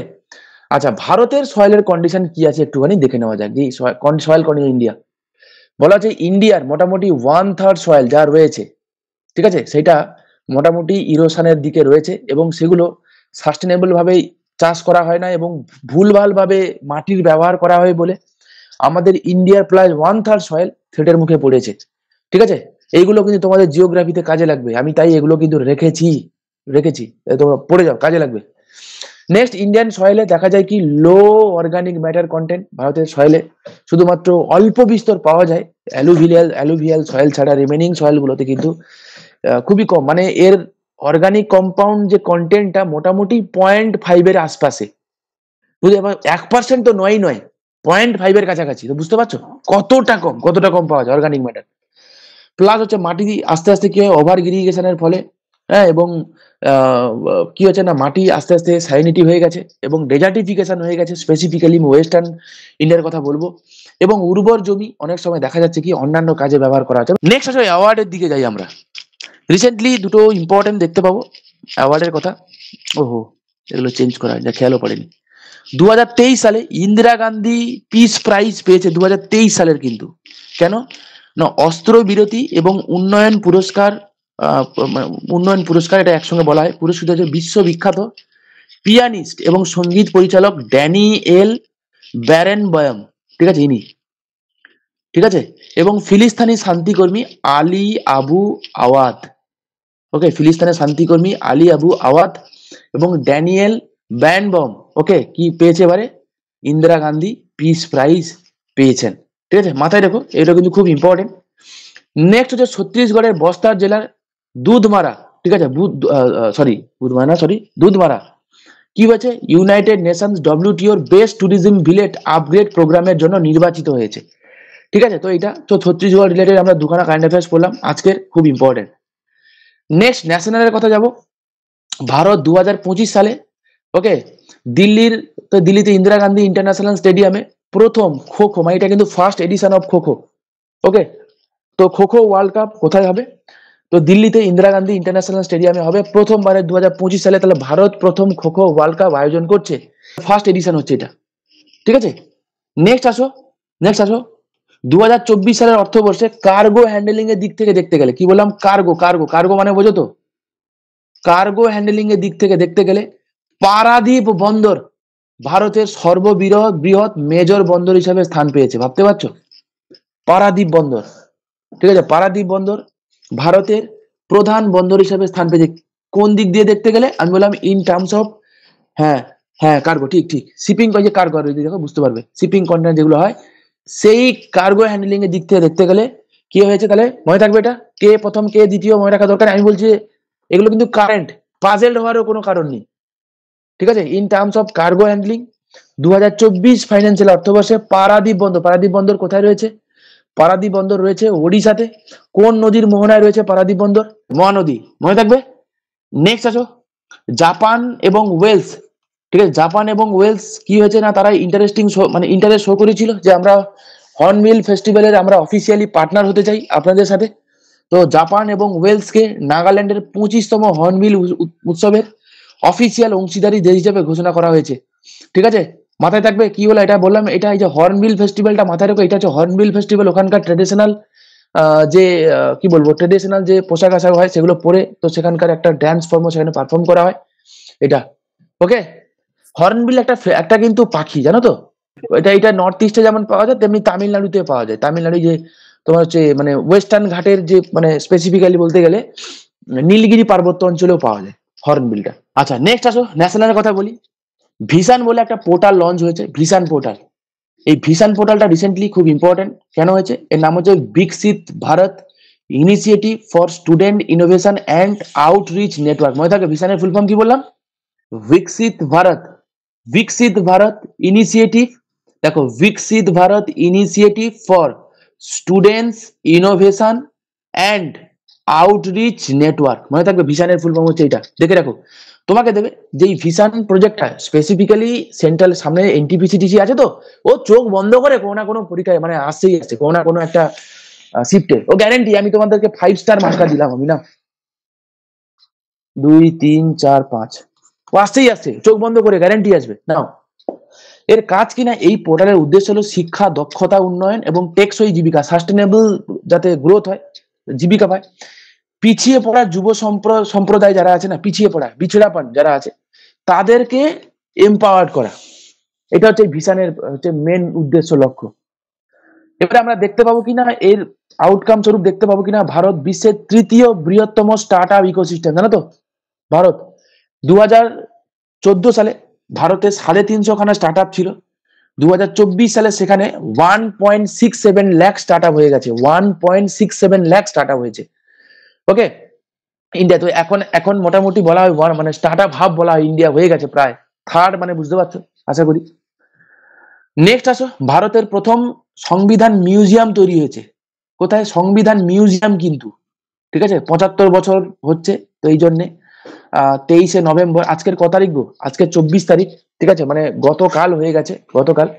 আর 24 25 26 কাল বাদ পরশুদিন আমরা পালন করব কি?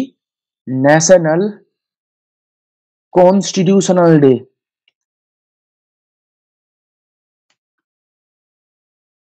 বা ইউনিয়ন ল ডে। মনে থাকবে কবে তাহলে? 26 নভেম্বর। এটা কোথায় হচ্ছে? লোকসভা স্পিকার ওম প্রকাশ বিড়লা, তো তিনি উদ্বোধন করেছে সোনিপথের ওপি জিন্দাল গ্লোবাল ইউনিভার্সিটি। তো নেক্সট আসো, আমাদের প্রধানমন্ত্রী নরেন্দ্র মোদীকে গায়ানা এবং ডমিনিকার সর্বোচ্চ সম্মান প্রদান করা হয়েছে। কেন দেওয়া হয়েছে না? কোভিড এর সময়ে, তার কোভিড মহামারী সময় মোকাবিলার জন্য তাকে এটা দেওয়া হয়েছে। ঠিক আছে, কে দিয়েছে? গায়ানা এবং ডমিনিকার। ঠিক আছে, মাথায় রেখো। নেক্সট আছো IRDAI, insurance regulatory and development authority of India, ইরডাই।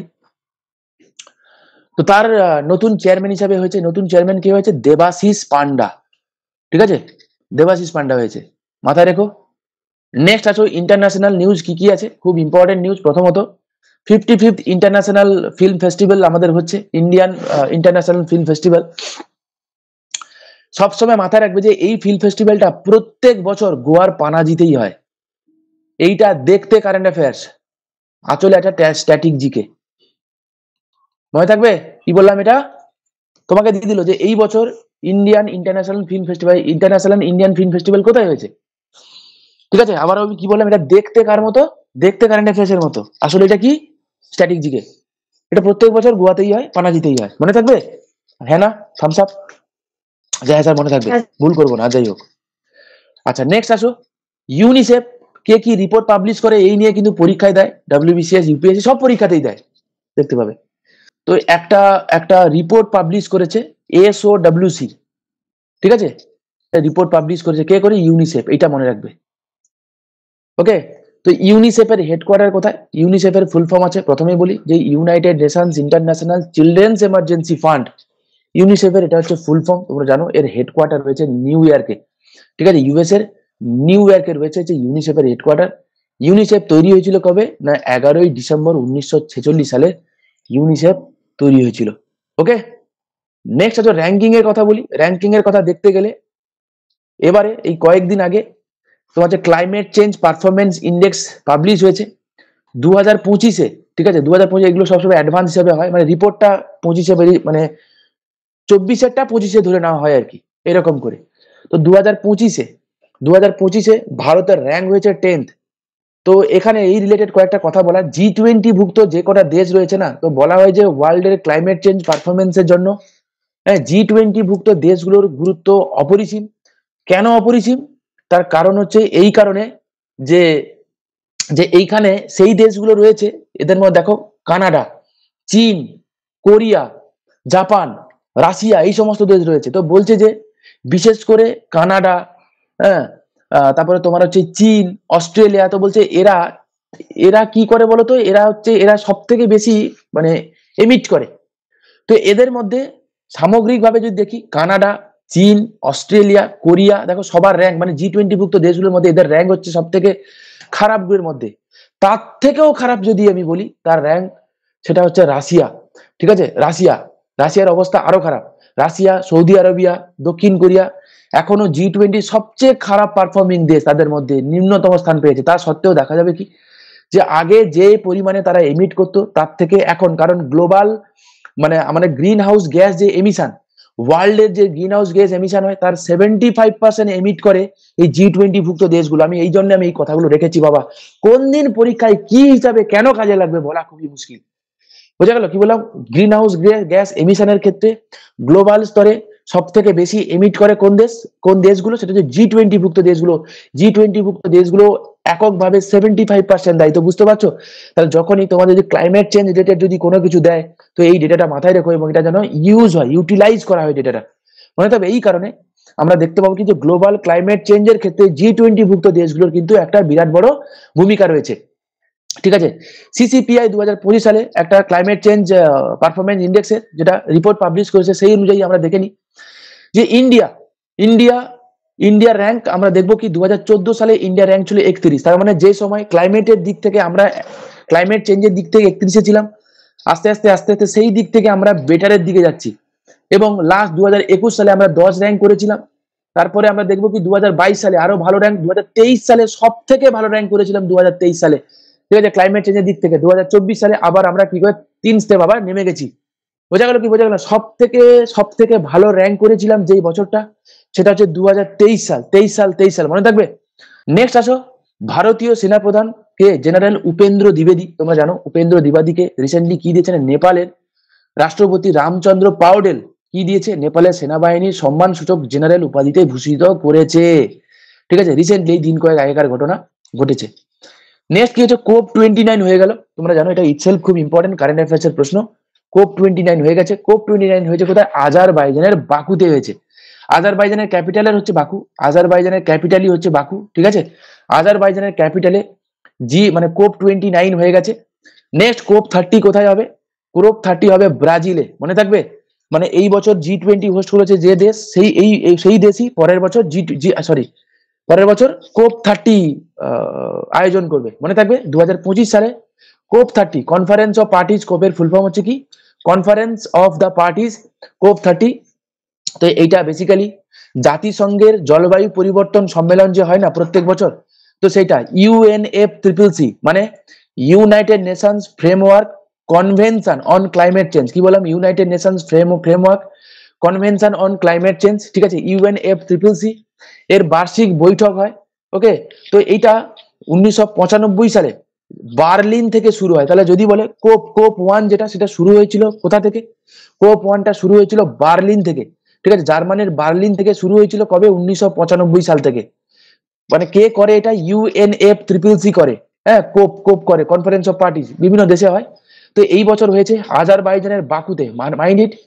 পরের বছর কোথায় হবে? পরের বছর হবে কোথায় বললাম আমি? ব্রাজিলে হবে, মনে থাকবে তো?